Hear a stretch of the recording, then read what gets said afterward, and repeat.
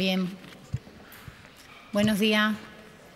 Agradecemos a los servicios de prensa de aquí de la Casa de la Presidencia de la Junta que tan amablemente ya nos prepararon todos para ahora, tras la comparecencia del presidente de la Junta, poder darle cuenta y explicaciones de los asuntos ordinarios que el Consejo de Gobierno aprobó en esta mañana. Y nos acompaña hoy en la rueda de prensa, me acompaña el consejero de Economía e Infraestructura, puesto que hoy de su cartera traemos dos asuntos importantes. Uno que es la Ley de Cámaras de Comercio, la nueva Ley de Cámaras que ahora explicará el consejero, y en segundo lugar una obra importante de esta ciudad, que es la sede de las instituciones regionales, la ciudad de Mérida, capital de la autonomía. Empezaré por educación. Saben que el pasado 15 de septiembre del año 16, en septiembre del año 16, fuimos capaces, este Gobierno que no tiene mayoría parlamentaria en la Asamblea de Extremadura, de alcanzar un respaldo importante al Plan de Inversiones en Infraestructuras y Equipamiento Educativo, el Plan de Infraestructuras Educativas, como coloquialmente lo conocemos, para el periodo 16-20.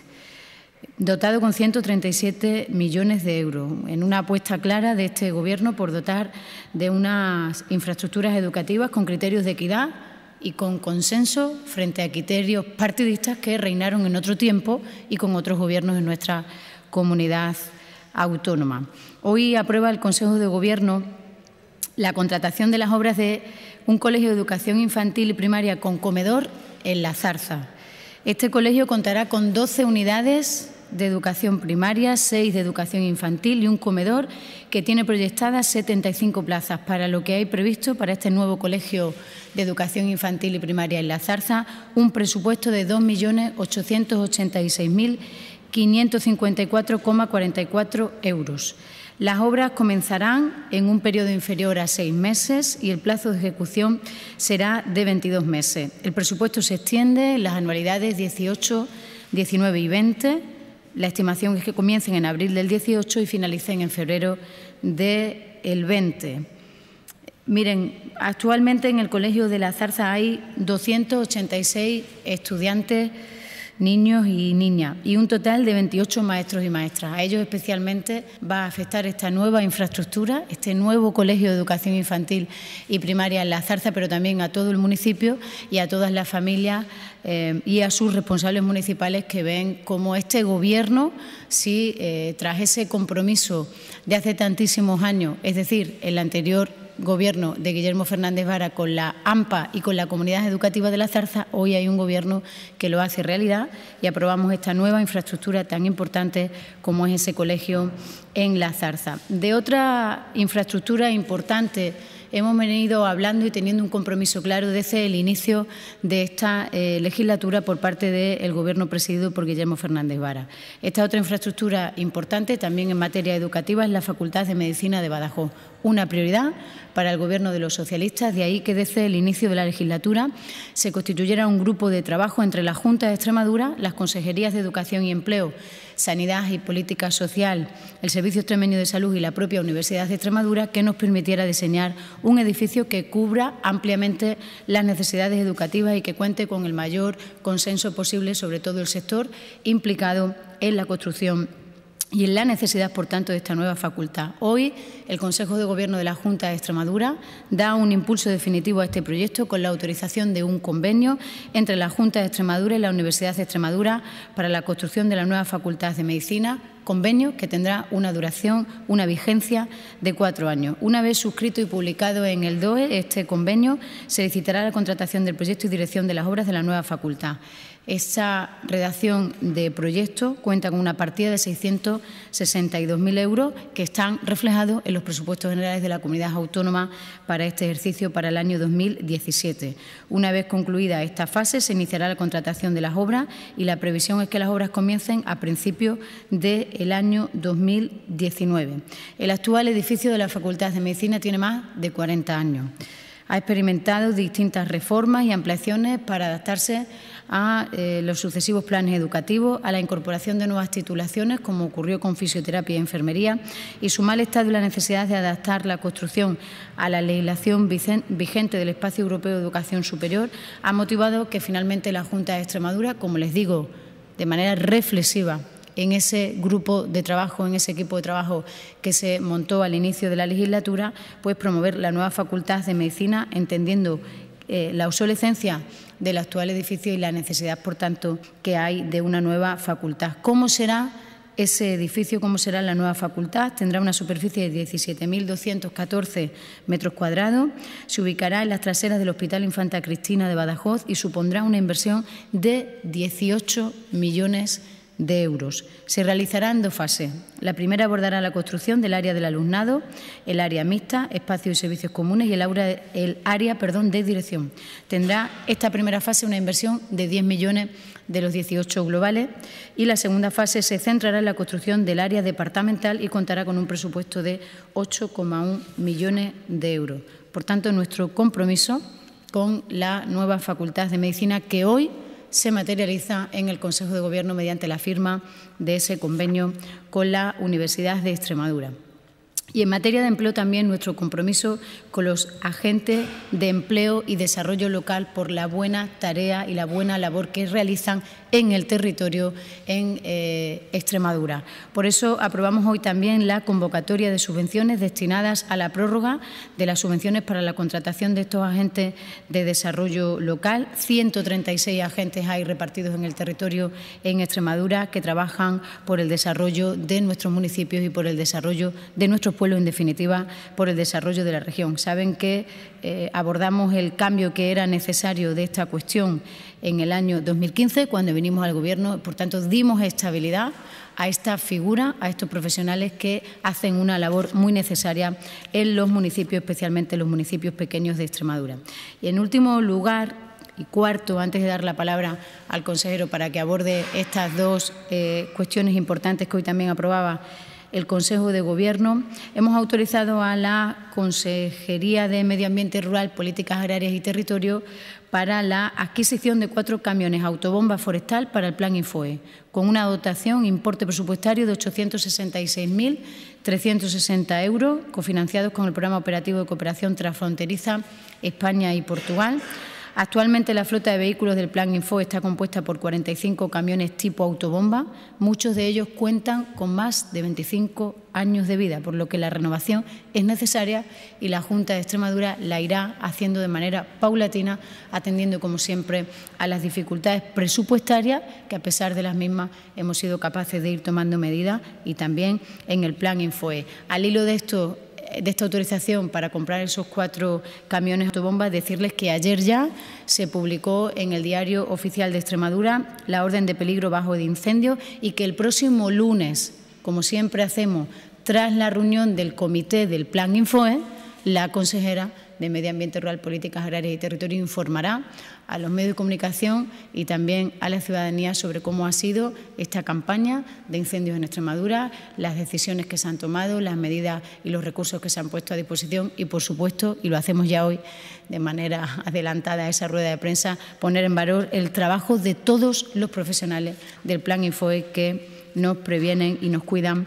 de los incendios, y viendo lo que ha ocurrido a lo largo de todo este año en la península, pues es bastante preocupante. Con estos asuntos paso la palabra al consejero de Economía, que, como les decía, traemos hoy una nueva ley, un nuevo proyecto de ley y también una importante obra para la ciudad de Mérida. Consejero. Muchas gracias, consejera. Buenos días a todos. Efectivamente, el Consejo de Gobierno de la Junta de Extremadura acaba de aprobar la remisión a la Asamblea del proyecto de ley de cámaras oficiales de comercio, industria y servicios. Una nueva ley que viene a sustituir la vigente en este momento, que es del año 2001. Como antecedente inmediato, es importante destacar que en el año 2014 se aprobó una ley básica nacional de cámaras de comercio que requiere necesariamente la adaptación de toda la legislación de las autonomías sobre cámaras de comercio. Por tanto, estamos cumpliendo un mandato de la Ley Básica Nacional al hacer una nueva ley que sustituya a la de 2001 autonómica. Esto viene a coincidir en el tiempo con la reciente apertura por el Gobierno de España del proceso electoral nacional para todas las cámaras de comercio de España.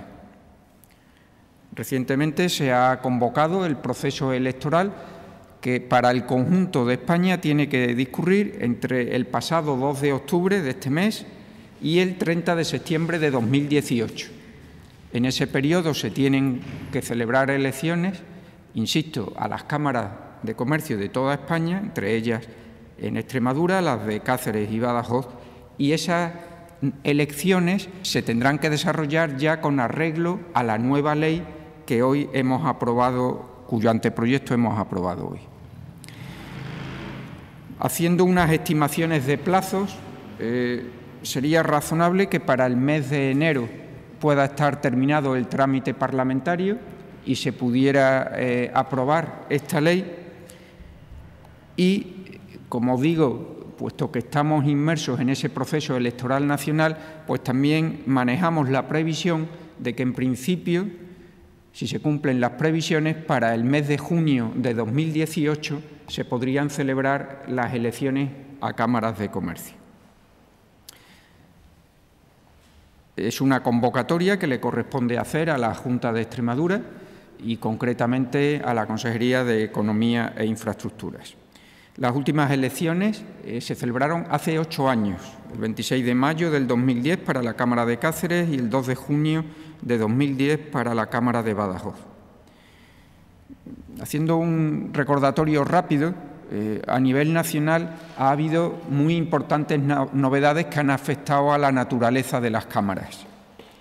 Hasta el año 2010, la pertenencia de todas las empresas a la Cámara era obligatoria y, asimismo, era obligatorio el pago de unas cuotas económicas, lo que se conocía como el recurso cameral permanente. Pero a finales del 2010, por el Gobierno de España que presidía José Luis Rodríguez Zapatero,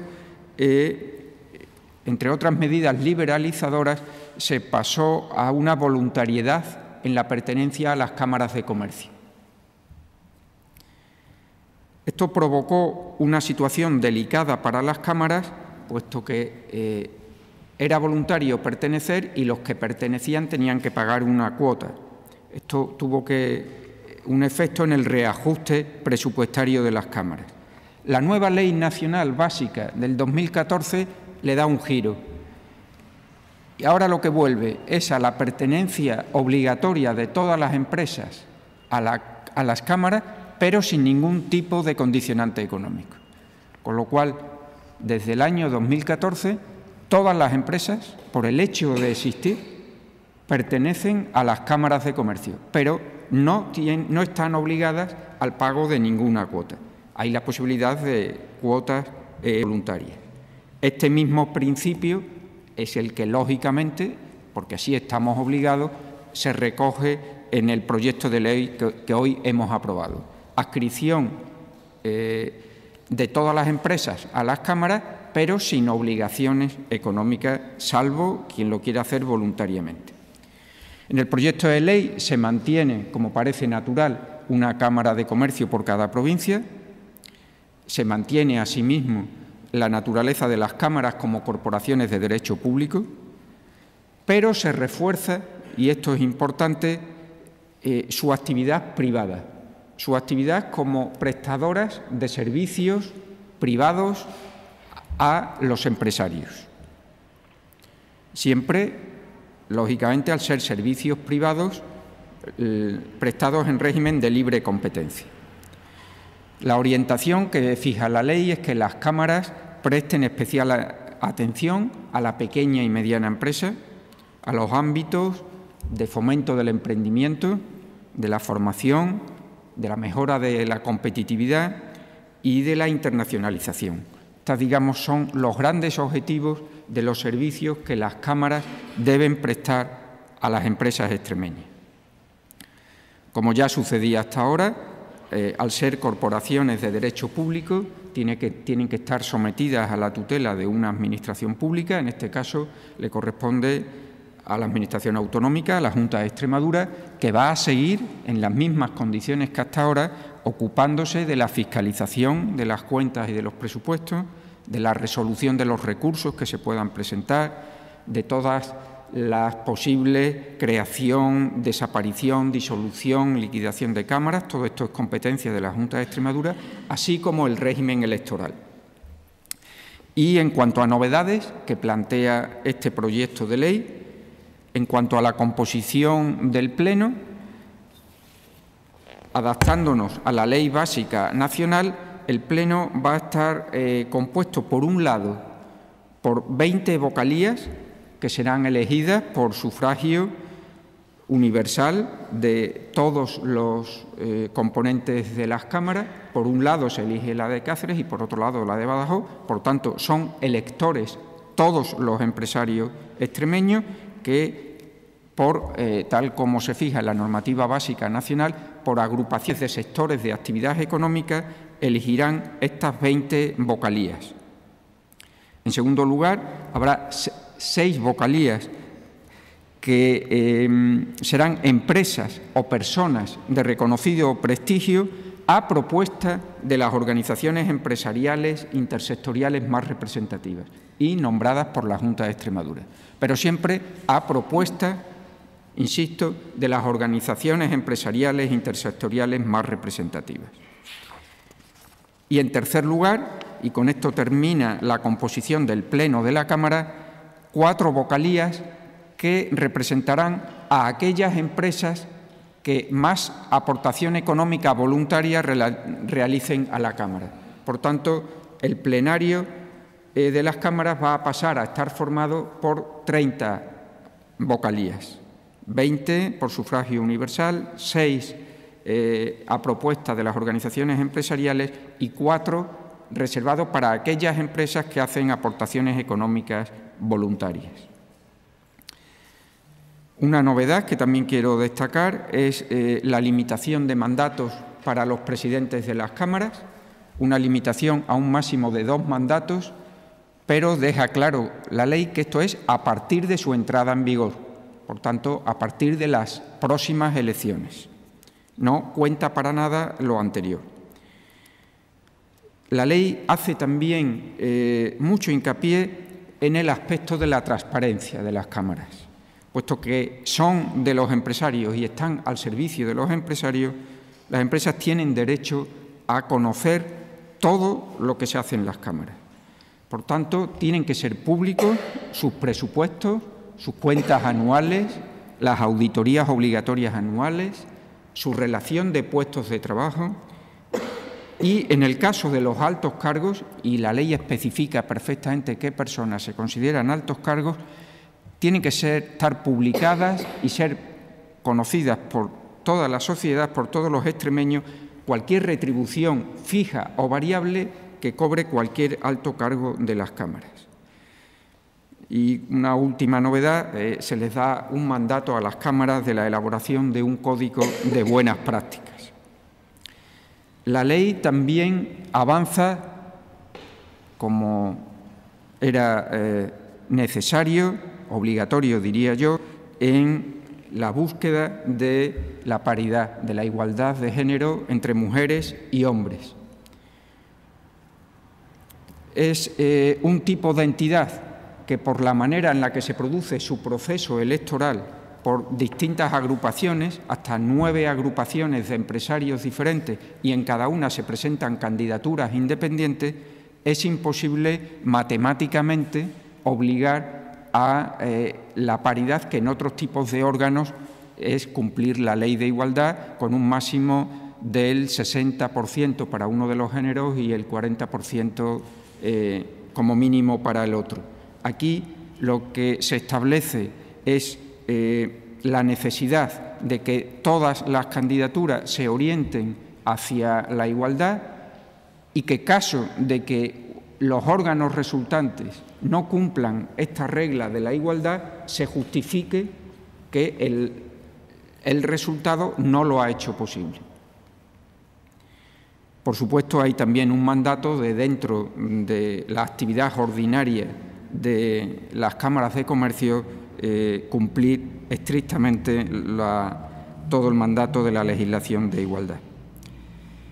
Esta ley, este proyecto de ley, mejor dicho, ha sido sometido a un amplio y dilatado proceso de participación pública. Ya en abril de 2016 se publicó en el portal de transparencia de la Junta de Extremadura, recibió sugerencias. Posteriormente, en octubre también del año pasado, hace un año, se sometió a trámite de audiencia pública. El texto del anteproyecto se publicó en el Diario Oficial de Extremadura, se publicó el anuncio correspondiente, mejor dicho. En mayo de este año fue dictaminada por el Consejo Económico y Social, es decir, por donde están precisamente los principales destinatarios de esta ley, que son los agentes económicos. Y finalmente, el mes pasado, hemos recibido el dictamen del Consejo de Estado. Todas las observaciones que el Consejo de Estado nos ha realizado con carácter esenciales han sido tenidas en cuenta, de manera que es un proyecto de ley que va de acuerdo con el dictamen del Consejo de Estado. Y finalizo este primer punto del que me toca hoy hablar dando gracias, en primer lugar, al magnífico equipo de funcionarios de la Secretaría General de Economía y Comercio de la Consejería de Economía, que durante 2 años han hecho un intenso y, a mi juicio, magnífico trabajo para este texto que hoy ha aprobado el Consejo de Gobierno. Y también agradecer a los grupos parlamentarios, a los cuales entendemos que una ley tan necesaria como esta y que, a nuestro juicio, debe concitar un altísimo grado de consenso, y con ese espíritu va el Gobierno al trámite parlamentario, pues hemos tenido ocasión de presentársela a los grupos parlamentarios con anterioridad a la aprobación del proyecto de ley por el Consejo de Gobierno, para que estos pudieran conocer de primera mano el espíritu que inspira esta ley y las principales novedades, y vamos a estar abiertos absolutamente al diálogo con todos los grupos parlamentarios para conseguir, insisto, una ley necesaria y que aspira a obtener el máximo consenso posible. En segundo lugar, como ya ha anunciado la consejera portavoz, en materia de infraestructuras, el Consejo de Gobierno ha aprobado hoy 2 asuntos que en realidad se refieren, son 2 aspectos formales de una misma actuación en la ciudad de Mérida. Una infraestructura hace tiempo demandada por la ciudad de Mérida. Es la ejecución del desdoblamiento, mejora y acondicionamiento de la primera fase de la Avenida del Río.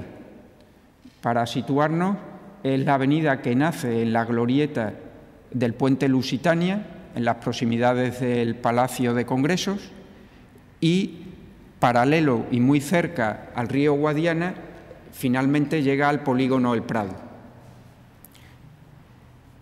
El antecedente inmediato, que yo creo que centra perfectamente esta actuación, es que precisamente la semana pasada el presidente de la Junta de Extremadura presidió la reunión anual del Consejo de la Capitalidad de la ciudad de Mérida. Por ley, por la Ley del Estatuto de Capitalidad, es el principal órgano de coordinación entre todas las administraciones. En ese Estatuto de la Capitalidad se contempla que por parte de la Junta de Extremadura se realizarán inversiones para complementar el nivel de infraestructuras necesarias en la ciudad de Mérida, que asume, por un lado, el honor y, por otro lado, la carga de tener a varias instituciones extremeñas. En aplicación de este mandato del Estatuto de la Capitalidad, el Consejo de Gobierno ha aprobado hoy, como decía, 2 asuntos. En primer lugar, la concesión directa de una subvención al Ayuntamiento de Mérida, como acabo de decir, para el desdoblamiento, mejora y acondicionamiento de la Avenida del Río, en su primera fase, con un importe total de 1.664.000 euros. En segundo lugar, y para materializar esta subvención, aunque forma parte de una única actuación, el Consejo de Gobierno ha autorizado también la firma de un convenio entre la Consejería de Economía e Infraestructuras y el Ayuntamiento de Mérida para instrumentalizar esta subvención. En resumidas cuentas, una actuación importante y demandada por la ciudad de Mérida por importe de 1.664.000 euros. La primera fase a la que afecta esta actuación es la que discurre entre la glorieta del puente Lusitania y la glorieta donde desemboca la avenida Félix Valverde Grimaldi. Es una longitud de casi 1 kilómetro sobre la que se va a hacer, como digo, desdoblamiento, mejora y acondicionamiento. Es una zona en la que muchos usuarios, muchos emeritenses y muchos visitantes de Mérida van a notar una mejora en la comodidad y en la seguridad. Ahí está el Palacio de Congresos, la Escuela de Hostelería, un conjunto de urbanizaciones. Por ahí se accede también a la institución ferial de Mérida. En resumidas cuentas, materializar y llevar a la práctica ese mandato de realizar inversiones por parte de la Junta de Extremadura para complementar el nivel de infraestructura de la capital de Extremadura. Por mi parte, nada más. Gracias, consejero Navarro. Atendemos en este momento las preguntas que quieran realizarnos. Aunque hoy han tenido al presidente de la Junta aquí para preguntarle. Sí, consejera, aunque hoy se dan los primeros pasos para esa nueva facultad de Medicina, ¿hay alguna previsión de cuándo pueda estar finalizada? No parece prudente, y así lo trasladó también el otro día la consejera de Educación y el consejero Vergeles, también a preguntas de los medios de comunicación en un acto que hubo en Badajoz. No parece prudente decir, en este año estará terminada la facultad de Badajoz. Lo importante hoy y lo destacable es el compromiso de este Gobierno con la facultad de Badajoz, con la ciudad de Badajoz, con las necesidades que había real de una nueva facultad y que, como esa obra de la que hablaba el consejero, en definitiva, en este Ecuador de la legislatura se van materializando muchos de nuestros compromisos con los que arrancamos la legislatura y se van dando los pasos pertinentes y las publicaciones pertinentes para que sean una realidad, ¿no? Y eso es lo que hoy debemos poner en valor. No parece prudente en una obra de esa envergadura decir cuándo va a estar finalizada. Sí, al consejero le quería plantear dos cuestiones. Una primera relacionada con el ATI de Almaraz. Parece ser que ya está allí el primer contenedor. No sé cómo valoran esto, teniendo en cuenta que la Junta no era partidaria de la construcción del ATI todavía. Y quería preguntarle también, como consejero de Economía, ¿qué opinión le merecen esos llamamientos al boicot de los productos catalanes? Sobre el ATI, nada nuevo que decir. El que las obras hayan avanzado, estén, según hemos podido conocer en medios de comunicación, que es la fuente de información que tenemos en la Junta. Hasta este momento no tenemos otra fuente, que las obras de ejecución material están muy avanzadas, y otra noticia que efectivamente hablaba de que habría llegado ya hasta allí uno de los contenedores que en el futuro albergarán combustible gastado. Insisto, nada nuevo que decir a lo que en su momento manifestamos por escrito y reiteradamente y en todas las ocasiones que a la Junta de Extremadura se le ha dado ocasión de opinar, que considerábamos innecesaria la ejecución del ATI y nada más que añadir. La segunda pregunta, perdón. Yo mismo he tenido ya ocasión de pronunciarme anteriormente, pero sobre todo han tenido ocasión de pronunciarse aquellos cuya opinión de verdad importa, que son los empresarios extremeños. Y los empresarios extremeños han dicho muy alto y muy claro que es una medida que, como un boomerang, se vuelve en contra de muchas empresas y de muchos trabajadores extremeños. Eso es la pura objetividad. Puede ser una medida dañina, lo dicen los empresarios extremeños, para la economía extremeña. Y si se me permite un comentario personal, una valoración personal, desde luego no me parece que contribuya en nada a la resolución del problema catalán.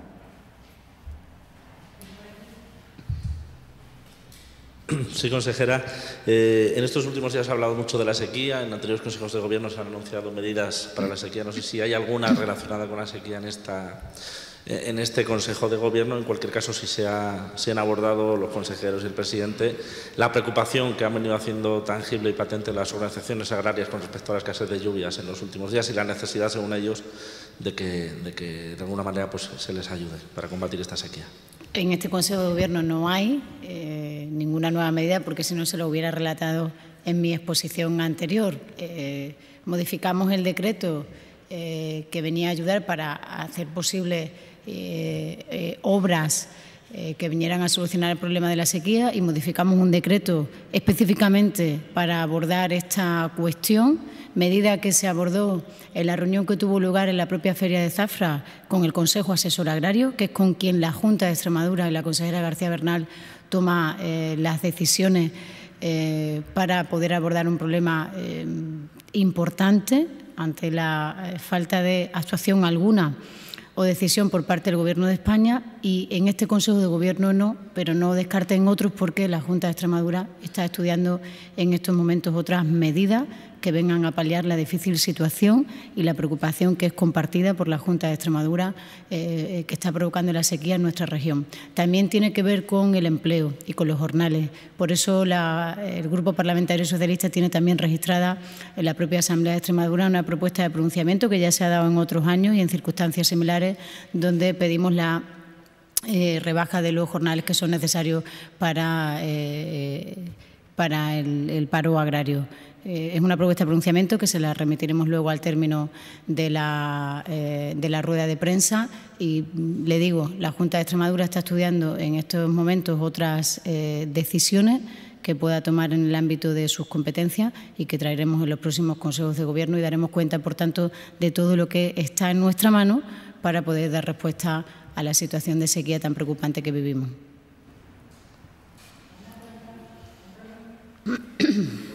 Aparte de lo del desdoblamiento de la Avenida del Río, ¿se contempla alguna inversión más para Mérida dentro del Estatuto de la Capitalidad? Sí. Estamos trabajando en contacto con el Ayuntamiento de Mérida y ahora mismo tenemos identificada otra actuación necesaria y en la que vamos a trabajar de mejora en el sistema de abastecimiento de agua. Quisiera, por iniciativa propia, apuntarle al periodista Antonio Alcántara, que antes le preguntaba al presidente de la Junta, y en el transcurso del cambio de una rueda de prensa a otra me dio tiempo de ver la campaña que el Partido Popular en la región acaba de sacar respecto del impuesto de sucesiones. ¿No? Yo cuando la he visto, ¿no? Porque es un draculín, ahora que se va a celebrar Halloween, pensaba que era una campaña de nuevas generaciones del PP. Entonces, si hubiera sido una campaña de nuevas generaciones del PP, pues tiene su lógica, ¿no? Que las organizaciones juveniles de los partidos políticos trasvasen cierta seriedad y respeto institucional y hagan campañas de ese tipo defendiendo los planteamientos y posicionamientos que legítimamente cada partido político tiene. Lo que me entristece es que sea el propio expresidente de la Junta de Extremadura quien presenta una campaña semejante, que está en su derecho de hacerla, pero que desde luego no parece serio. En primer lugar, porque hace 2 años fue presidente de esta comunidad autónoma, y en segundo y más importante, porque en estos momentos estamos en una mesa de negociación. Y yo, que estoy acompañando a la consejera Blanco Morales, las mesas de negociación, cuando de lo que se trata es aprobar el proyecto de presupuestos que nos permitan hacer las políticas que vengan a solventar los problemas que tienen los extremeños, nos parece un tanto serio. Por tanto, insistir en la necesidad del rigor, del trabajo y del respeto institucional con el que se están llevando a cabo las negociaciones para los próximos presupuestos anuales de la Comunidad Autónoma, por los que ustedes antes, no sé quién de ustedes, le preguntaba también al propio presidente por el devenir de esas negociaciones. Por tanto, el rigor y la seriedad, y luego también el preguntarse por qué uno exige ahora a la Junta de Extremadura lo que llevó en su programa electoral y no tocó, como el impuesto de sucesiones. Permíteme el atropello que le hacía al hilo de su pregunta anterior al presidente de la Junta para quedar clara esta cuestión. Muchas gracias.